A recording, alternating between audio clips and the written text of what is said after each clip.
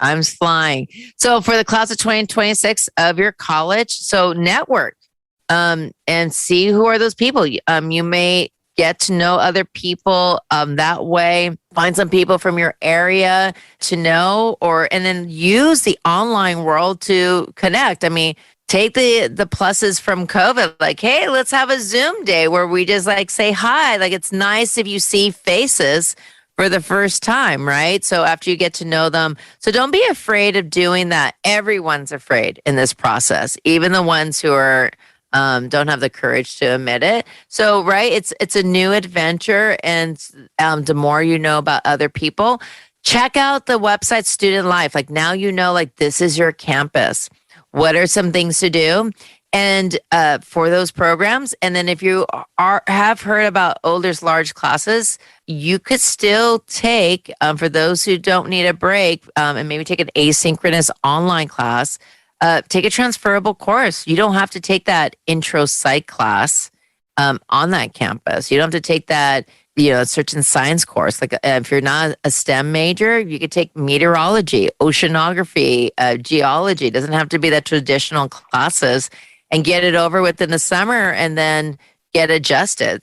So those are something that's important. Know that if you are getting any financial aid, or even if you're not, see if you want to work on campus, right? Even if it's just 10 hours a week, know where are the rec center, what are the hours. So I wouldn't do it all at once. I think the key thing is do those forms, have those deadlines first. Second is trying to network with other people who are going to be the class of 2026 or whatever class that you're enrolling in. And then third thing is just trying to see, like, okay, what's really key for me? Is it, what is some clubs that I want to be engaged in, right? I think a lot of times people try to focus on the movie idea of college. And that's always a bad illusion to have. It's a bad drug that's not healthy. Just go there, see what they have, and make it your own. Doesn't matter where you're going, whether it's Cal Poly San Luis Obispo, a UC, a community college, a private school far away or close to home.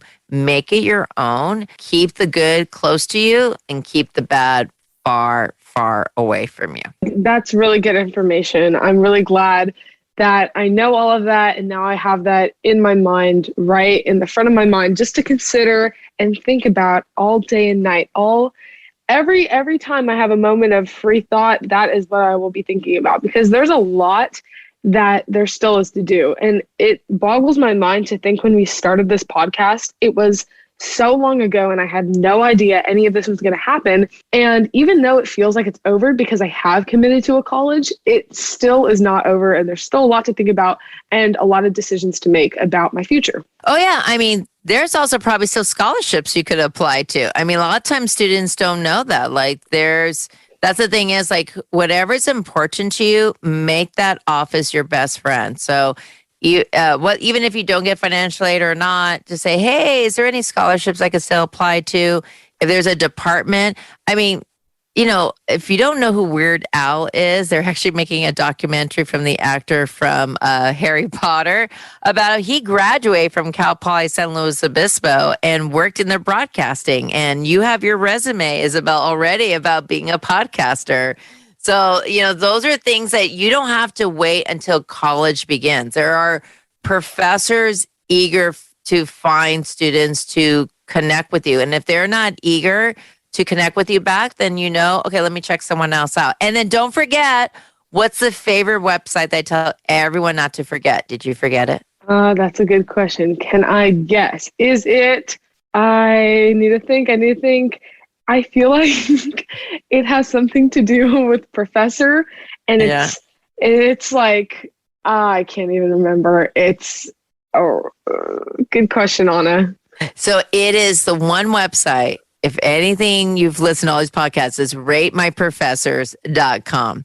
So what you want to do is, for regardless of what school you're going to next year, go to that website, check out it is so reliable because remember what's different in your high school and other programs is that you'll get reviews of different schools. Now, if like I just put it into the computer right now and it says everything's 0, that means I typed something wrong.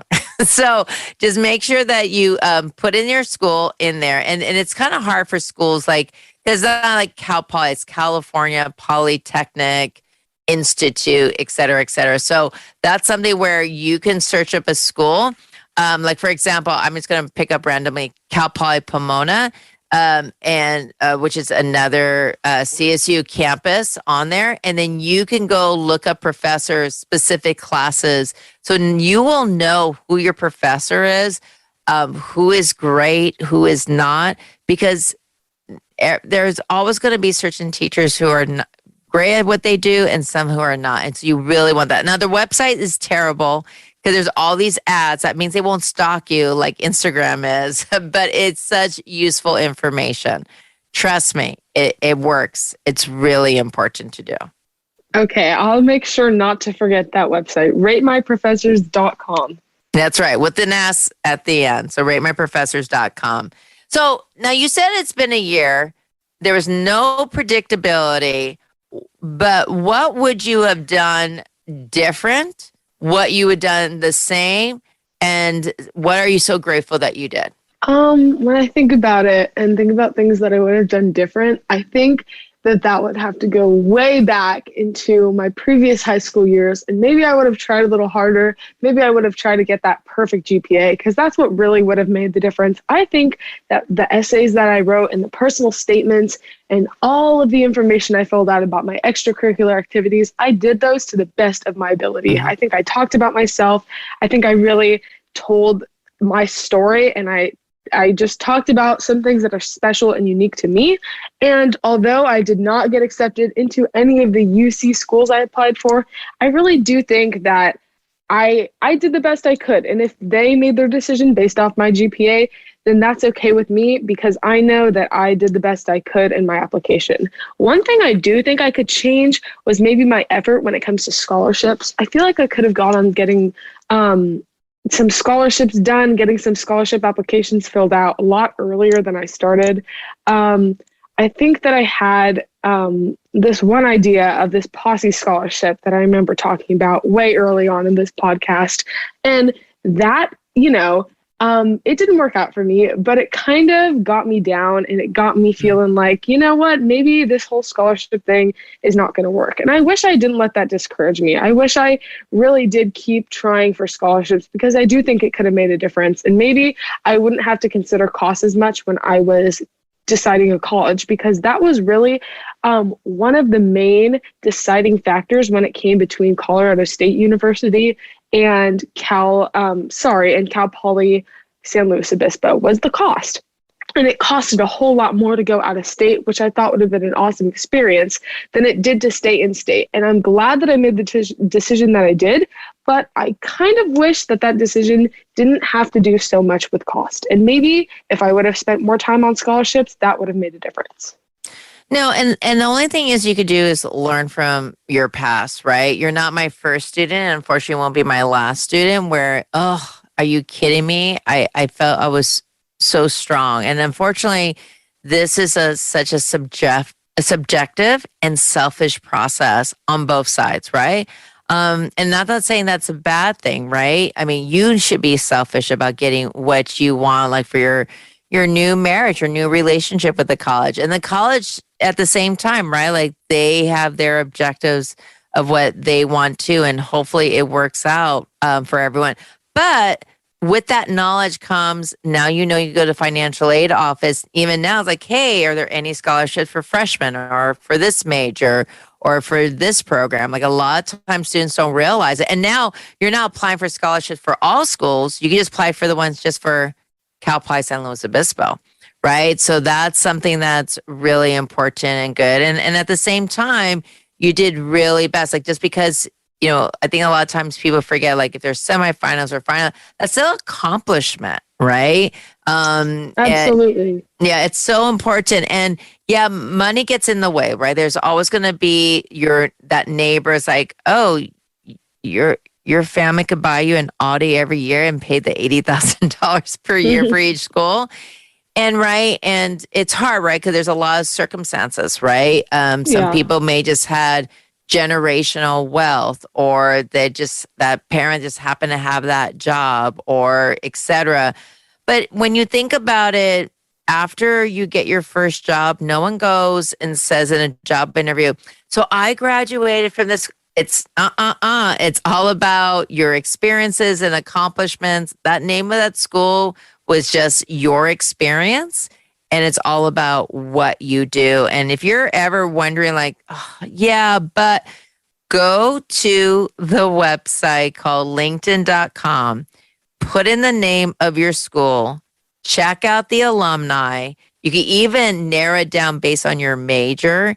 And it is unbelievable the success rate, because there's a lot of people. I know one of our local likely schools, because Cal State's, if you're in their district area, it's geared up. So it to be likely for most students to be accepted there, especially like if you have a B, around a B average. And they're tearing down a building because an alumni donated, listen, everyone, $25 million, right? And wasn't a big name school nationwide, San Francisco State University, go Gators. But success is what you make of it. And that's a beauty. And did you know that the Cal State system educates the most employees in California than any other college in the nation?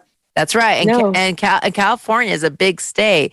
So you're with a very proud network. And Cal Poly San Luis Obispo, you're like, where is San Luis Obispo? So literally I tell everyone, it's 4 hours away from San Francisco and LA. Employers fly in to recruit people for Cal Poly San Luis Obispo. I had a student who did get into a lot of different schools. It was a different time, so it wasn't as competitive for UCs. So for those of you who are like, what is up with the the public schools in California? It's all about money, and it's all about space. Imagine a pitcher of water, try and pour it through a straw. Well, in California public schools, think of those stirring straws and putting a pitcher of water through that.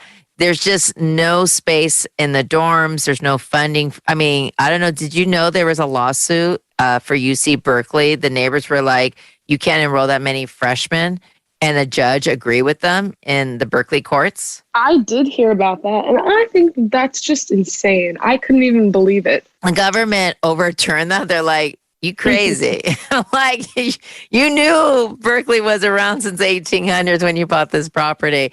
But exactly. it just shows, because, during the recession when Schwarzenegger, believe it or not, was governor, he had to take $1 billion out of higher education. That money never went back. And that's not his fault. That's all the legislators afterwards. And so this is why the California schools have been really challenging.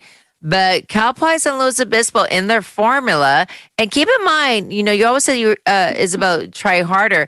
Did you know that Cal Poly San Luis Obispo starts looking at GPA? It's the only Cal State since 9th grade year. That is really interesting to me, because I did know that the California state schools looked mainly at GPA, but I did not know that Cal Poly was the only one that looked all of those years. And they were looking at your academic preparation towards your major, and they did, I don't know if you remember, all your hours for your activities. So congrats on what you're doing, because it's a school that, like San Diego State, admits by major. Pretty much most of the Cal State schools are doing that. So that's something that's really great. Now, there is also another interesting fact. Cal Poly is one of the last schools that is only in the California State University system, and it will impact you greatly. It's one of the last schools that is the only quarter school.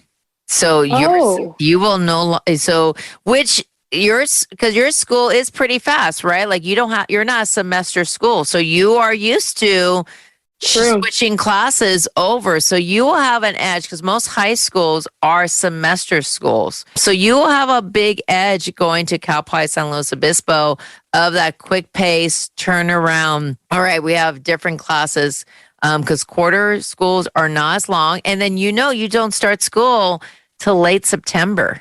I do know that. I do.